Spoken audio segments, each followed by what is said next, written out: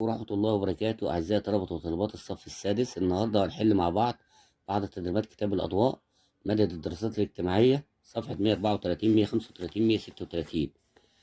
وقبل ما نبدأ في الفيديو يا ريت تدعمونا باللايك والاشتراك في القناة حتى يصلكم كل جديد من حل التدريبات والواجبات. بسم الله الرحمن الرحيم. اكمل العبارات التالية. كان اختيار الخلفاء الراشدين قائم على، نقول الشورى يا شباب.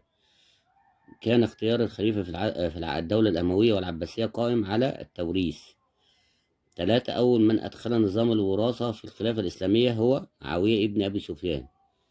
تعددت مهام الخليفة في الدولة الإسلامية ومنها متابعة أمور الدولة. 5. من شروط اختيار الوزير الصدق والأمانة والعلم وحسن تدبير الأمور. اقتصرت مهام الوالي في عهد عمر بن الخطاب رضي الله عنه على إدارة شؤون الولاية وحمايتها.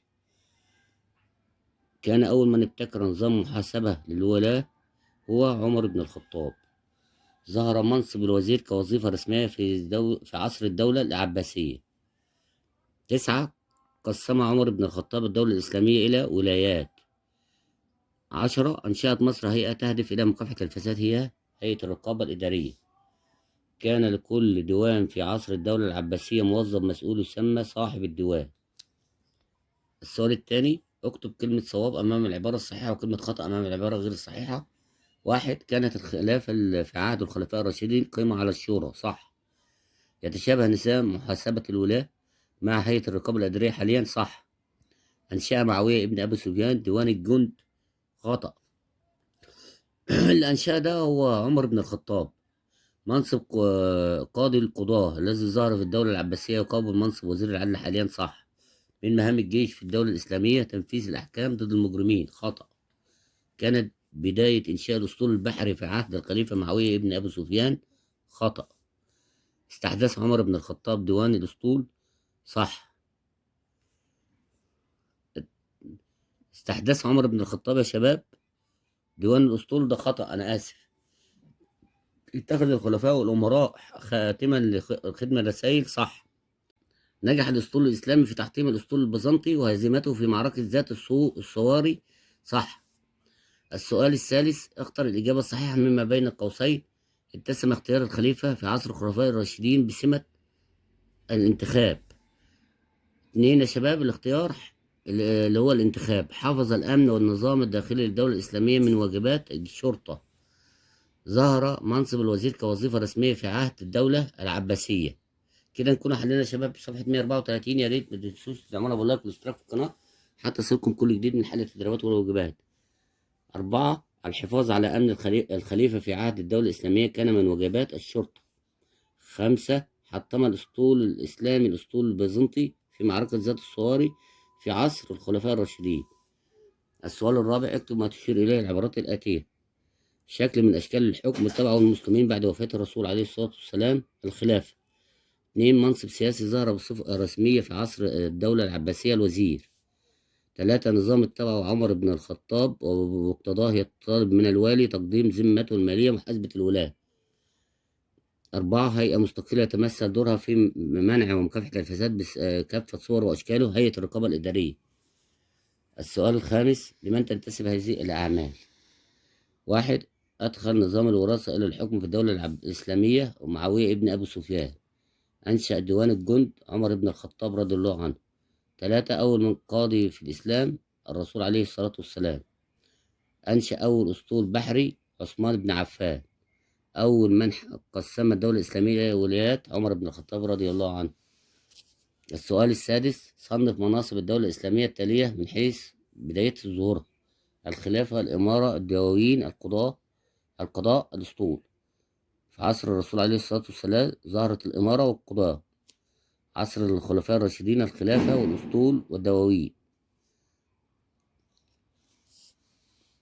السؤال السابع، بما تفسر. 1. اهتمام الدولة الإسلامية بالجيش الإسلامي لتقوية الدولة الإسلامية وحماية حدودها من الأعداء. يبقى تاني يا شباب، لتقوية الدولة الإسلامية وحماية حدودها من الأعداء. 2. ابتكار عمر بن الخطاب نظام محاسبة الولاة لمكافحة الفساد في الدولة الإسلامية. 3. تأسيس عثمان بن عفان رضي الله عنه الأسطول البحري الإسلامي لحماية حدود الدولة من خطر البيزنطيين. 4. إنشاء الدولة الإسلامية هيئة الرقابة الإدارية. إنشاء الدولة المصرية هيئة الرقابة الإدارية لمنع ومكافحة الفساد بجميع صوره وأشكاله. تاني يا شباب، لمنع ومكافحة الفساد بجميع صوره وأشكاله. 5. استحداث صلاح الدين الأيوبي ديوان الأسطول للاهتمام بأمر السفن الحربية لمواجهة الصليبيين. تاني يا شباب، للاهتمام بأمر السفن الحربية لمواجهة الصليبيين. اهتمام عمر بن الخطاب بإنشاء الدواوين لتنظيم إدارة شؤون الدولة. 7. اهتمام صلاح الدين ببناء السفن الحربية لاستخدامها في حربه ضد الصليبيين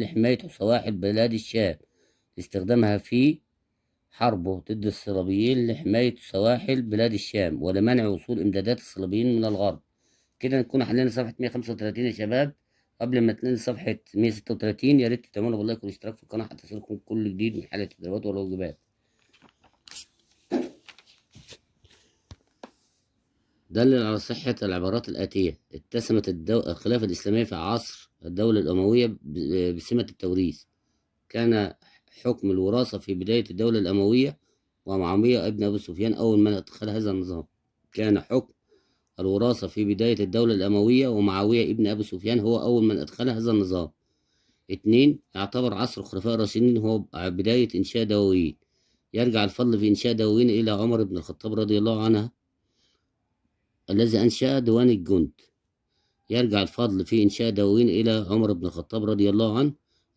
ديوان الجند. 3. أن النبي محمد صلى الله عليه وسلم أول من وضع أسس النظام السياسي في الدولة الإسلامية. أسس نظام الشورى وعرفت في عهده الوزارة والإمارة. عرفت الوزارة في عهد الرسول صلى الله عليه وسلم. كان يستشير بعض أصحابه وكان يكلفهم للقيام ببعض الأعمال نيابة عنه. ظهرت الإمارة منذ عهد الرسول عليه الصلاة والسلام. كان يرسل بعض الصحابة إلى المدن والقبائل التي دخلت في الإسلام ليعلمهم أمور دينهم وإمامة الناس في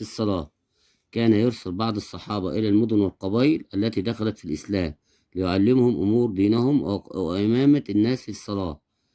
6. اتبع الخليفة عمر بن الخطاب رضي الله عنه نظام محاسبة الولاة. كان يطلب من الوالي تقديم بيان بممتلكاته قبل توليه الولاية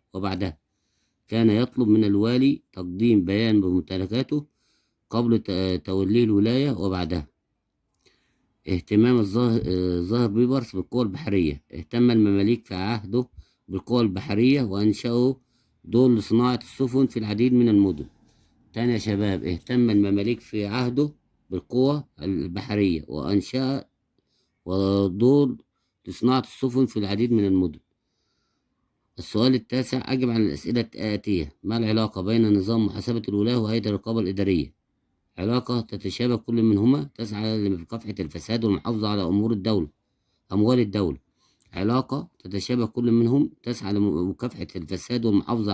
الدولة. 2. اقترح بعض الطرق التي تساعد الدولة في مكافحة الفساد: نشر حملات توعية ضد الفساد وعواقبه، ونشر العقوبات لمخالفة من يخالف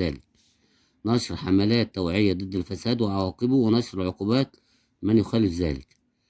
وضح مهام كل من الخليفة والوالي. الخليفة متابعة أمور الدولة وإقامة العدل وحماية الدولة. الوالي إدارة شؤون الولاية وجمع الضرائب والزكاة. يبقى الخليفة يا شباب، الخليفة متابعة أمور الدولة وإقامة العدل وحماية الدولة. الوالي إدارة شؤون الولاية وجمع الضرائب والزكاة. السؤال العاشر، اذكر جهود الدولة الإسلامية في مكافحة الفساد. قام عمر بن الخطاب بإنشاء نظام المحاسبة المالية للولاة، وكان يطلب من الوالي تقديم الذمة المالية له قبل وبعد تولية الولاية. قام عمر بن الخطاب بإنشاء نظام المحاسبة المالية للولاة، وكان يطلب من الوالي تقديم الذمة المالية له قبل وبعد توليه الولاية. 2. جهود الدولة المصرية في مكافحة الفساد. أنشأت مصر هيئة الرقابة الإدارية، وهي هيئة مستقلة تهدف لمنع ومكافحة الفساد بجميع صوره وأشكاله.